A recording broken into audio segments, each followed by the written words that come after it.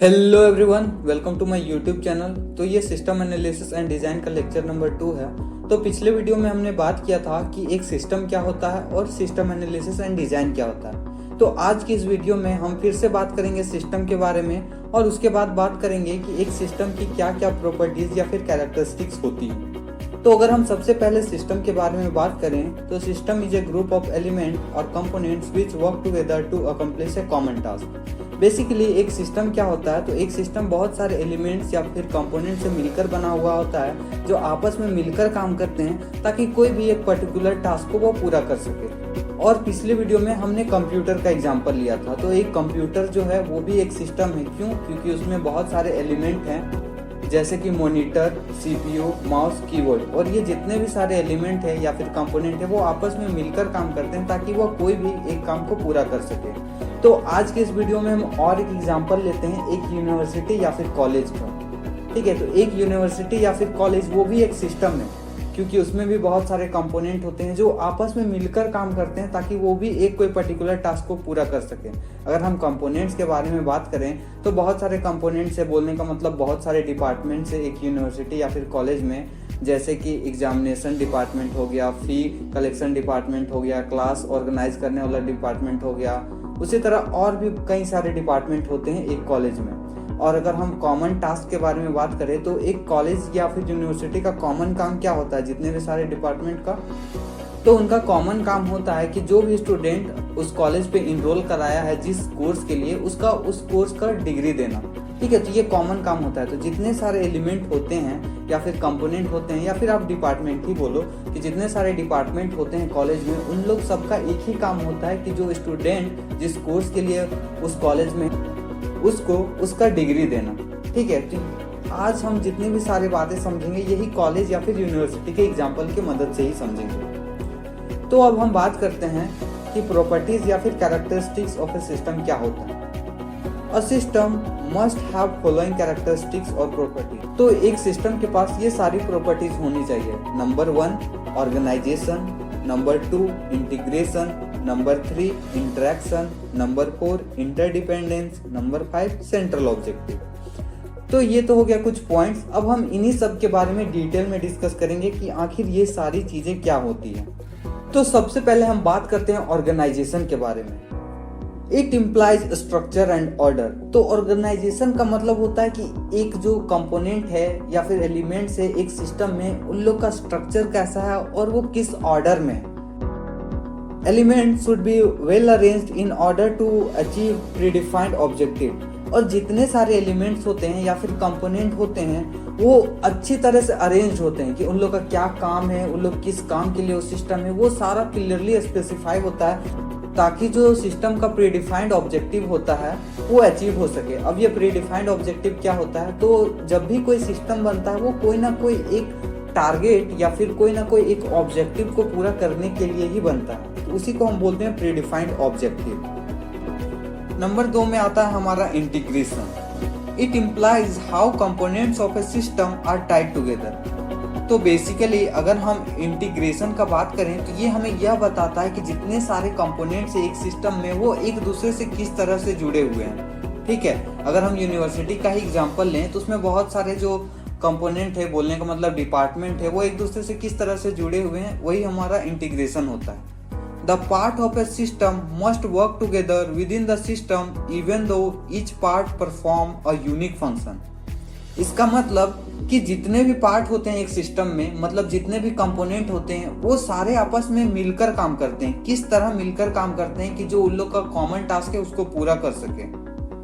जबकि जितने भी सारे कंपोनेंट्स होते हैं उनका अलग ही अलग काम होता है, उनका काम एक दूसरे से बहुत अलग होता है। जैसे कि अगर हम एक यूनिवर्सिटी का एग्जांपल लें तो अगर एग्जामिनेशन डिपार्टमेंट का बात करें तो एग्जामिनेशन डिपार्टमेंट का काम होता है एग्जाम हेल्ड करना। ठीक है, एग्जाम को ऑर्गेनाइज करना और वो स्टूडेंट का एग्जाम लेगा। और हम दूसरी तरफ जहां बात करें कि फी कलेक्शन डिपार्टमेंट का, तो फी कलेक्शन का काम है फी कलेक्ट करना। ठीक है, तो इन लोग दोनों जो डिपार्टमेंट है उन लोग दोनों का काम टोटली डिफरेंट है। उसी तरह अगर हम और डिपार्टमेंट्स के बारे में बात करें तो जितना सारा डिपार्टमेंट होता है एक यूनिवर्सिटी या फिर कॉलेज में, सबका काम अलग अलग होता है, लेकिन ये लोग भी आपस में मिलकर काम करते हैं। कैसे? अगर हम फी कलेक्शन डिपार्टमेंट और एग्जामिनेशन डिपार्टमेंट के बारे में बात करें तो ये लोग दोनों कैसे एक दूसरे से जुड़े हुए हैं, तो वो ऐसे जुड़े हुए हैं कि जब तक आपका फी नहीं जमा हुआ होगा तब तक आप एग्जाम नहीं दे सकते हैं। तो एक दूसरे से वो इस प्रकार में जुड़े, जब तक फी कलेक्शन डिपार्टमेंट आपको फी क्लियर करके नहीं देगा कि आप फी सबमिट नहीं किए, तब तक एग्जामिनेशन डिपार्टमेंट आपको एग्जाम में बैठने नहीं देगा। ठीक है, तो ये इसी तरह से जितने सारे कंपोनेंट्स होते हैं वो एक दूसरे से जुड़े हुए होते हैं। नंबर 3 हमारा आता है interaction. It implies manner in which the components operate with each other. तो इसका भी वही मतलब हुआ कि जो इंटरैक्शन बोलने का मतलब क्या हो गया कि जो एक कंपोनेंट है वो दूसरे कंपोनेंट से किस तरह इंटरेक्ट कर रहा है, वो लोग एक दूसरे से किस तरह कोऑर्डिनेट करके एक दूसरे से काम कर रहा है। ठीक है, तो इसका मतलब भी वही होगा सिंपल कि एक जो कंपोनेंट है वो दूसरे कंपोनेंट से किस तरह इंटरेक्ट करता है, मतलब वो लोग दोनों साथ में मिलकर किस तरह काम कर रहा है। नंबर 4 हमारा आता है interdependence. It implies how components of a system depends on one another.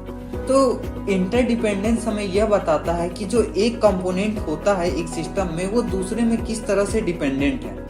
इसको भी हम यूनिवर्सिटी के एग्जांपल से ही समझते हैं। सपोज यूनिवर्सिटी में 2 डिपार्टमेंट है, पहला डिपार्टमेंट को हम ले लेते हैं एग्जामिनेशन डिपार्टमेंट और दूसरा डिपार्टमेंट को हम लेते हैं जो हमारा रिजल्ट प्रोड्यूस करता है या फिर रिजल्ट प्रिंट करके देता है। तो ये दोनों डिपार्टमेंट है वो इंटरडिपेंडेंट है एक दूसरे से। कैसे? जब तक एग्जाम कंडक्ट नहीं होगा तब तक हम लोग को मार्क्स नहीं मिलेगा, और जब तक मार्क्स नहीं मिलेगा तब तक हमारा रिजल्ट कैसे आएगा। तो इस प्रकार जो एक कंपोनेंट होता है वो दूसरे पे डिपेंडेंट होता है। The component must be well linked and they must coordinate with each other for proper functioning. मतलब कि जो जितने भी सारे कंपोनेंट्स होते हैं वो आपस में एक दूसरे से बहुत अच्छी तरह कोऑर्डिनेट करने चाहिए ताकि जो सिस्टम है वो प्रॉपर अच्छी तरह से फंक्शन कर सके, मतलब प्रॉपर तरीके से काम कर सके। ठीक है, अगर एक यूनिवर्सिटी में जो हमारा एग्जामिनेशन डिपार्टमेंट है और जो हमारा रिजल्ट प्रोड्यूस करने वाला डिपार्टमेंट है वो लोग दोनों एक दूसरे से कोऑर्डिनेट ही नहीं करेगा, तो अगर स्टूडेंट एग्जाम दे भी दिया तो उसको रिजल्ट टाइम पे नहीं मिलेगा। क्यों? क्योंकि जो एग्जामिनेशन के बाद जो मार्क्स भेजा जा रहा है वो रिजल्ट प्रोड्यूस होने वाले डिपार्टमेंट को मिल ही नहीं रहा है, तो वो रिजल्ट कहाँ से प्रोड्यूस करेगा। ठीक है, तो प्रॉपर फंक्शनिंग के लिए दोनों का कोऑर्डिनेशन, मतलब दोनों का नहीं, जितने भी सारे कंपोनेंट्स होते हैं उन लोग का एक दूसरे के साथ कोऑर्डिनेशन बहुत अच्छा होना चाहिए। Interdependence is important because the output of one subsystem may be required by other subsystem as input. अब यहाँ पे एक नया टर्म आ गया सबसिस्टम, तो इससे डरने की जरूरत नहीं है। सब सिस्टम का भी मतलब हुआ कि कंपोनेंट, सिंपली कंपोनेंट को ही हम सब सिस्टम बोल रहे हैं। तो इस सेंटेंस का क्या मतलब हुआ कि जो हमारा एक सिस्टम है उस पे जितने भी सारे कंपोनेंट है वो एक दूसरे पे इंटरडिपेंडेंट है। और ऐसा क्यों? क्योंकि ऐसा हो सकता है कि जो एक सब सिस्टम है, बोलने का मतलब एक जो कंपोनेंट है उसका जो आउटपुट निकलेगा वो दूसरे सब सिस्टम के लिए एज ए इनपुट ट्रीट किया जा सकता है। फॉर एग्जाम्पल अगर हम एक यूनिवर्सिटी के ही बात करें तो हमारा होता है एक एग्जामिनेशन डिपार्टमेंट। तो एग्जामिनेशन डिपार्टमेंट का बेसिकली काम क्या होता है कि वो एग्जाम हेल्ड करवाए, उसके बाद कॉपी एवेल्युएट करके हम लोग को मार्क्स दे। ठीक है, तो वो मार्क्स एग्जामिनेशन डिपार्टमेंट मतलब एग्जाम हेल्ड करवाने के बाद हमारा आउटपुट निकला। लेकिन जो रिजल्ट प्रोड्यूस करने वाला डिपार्टमेंट है उसके लिए तो वो जो मार्क्स है हम लोग का वो तो इनपुट के तरह ट्रीट होगा, क्योंकि जब तक उसको मार्क्स नहीं मिलेगा तब तक वो हम लोग का रिजल्ट प्रिंट करके नहीं देगा। तो एक जो सिस्टम होता है उसमें इसी तरह इंटरडिपेंडेंस होता है कि जो एक सब सिस्टम होता है या फिर एक कंपोनेंट होता है उसका जो आउटपुट होता है वो दूसरे सिस्टम के लिए, मतलब दूसरे सब सिस्टम के लिए एज ए इनपुट ट्रीट करेगा। तो ये बात हो गई इंटरडिपेंडेंस की। अब लास्ट है हमारा central objective. The objective of the system must be central. इसका मतलब क्या होता है? इसका मतलब यही होता है कि एक जो सिस्टम होता है उसका ऑब्जेक्टिव सेंट्रल होना चाहिए। सेंट्रल बोलने का मतलब कि जितने भी सारे कंपोनेंट होंगे उन लोग सबका एक ही काम होगा कि वो जो ऑब्जेक्टिव है उसको अचीव करना, कि सबका एक ही काम है। जितने भी कंपोनेंट होंगे एक सिस्टम में उन लोग का अपना अपना काम होगा, लेकिन वो लोग एक कोई काम को पूरा करने के लिए ही अपना काम कर रहे होंगे। ठीक है, तो उसी को बोलते हैं सेंट्रल ऑब्जेक्टिव, जो सभी के लिए मेन मोटिव होता है। सभी के लिए मेन काम उस सेंट्रल ऑब्जेक्टिव को पूरा करना होता है। It means the user must know the main objective of the system in the early phase for successful design and conversion.